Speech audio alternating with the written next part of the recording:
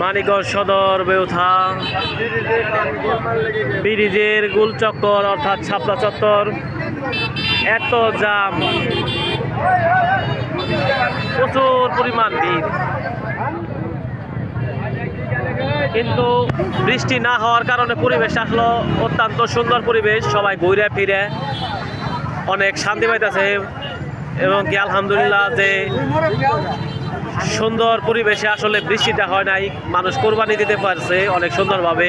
এর জন্য দিল থেকে শুকরিয়া আদায় করা উচিত সকলের আলহামদুলিল্লাহ। আসলে প্রচুর শান্ত পরিবেশ একটা।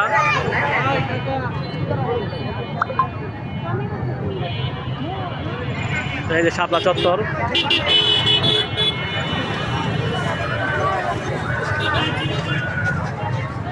খুবই সুন্দর একটা পরিবেশ, কোনো বৃষ্টি নাই, অত্যন্ত সুন্দর পরিবেশ। সবাই ঘুরে ফিরে আসলে বলার মতো ভাষা নেই। আজকে যে বৃষ্টি হয় না এটা অনেক ভাগ্য, আল্লাহ তাআলার অশেষ মেহেরবানি।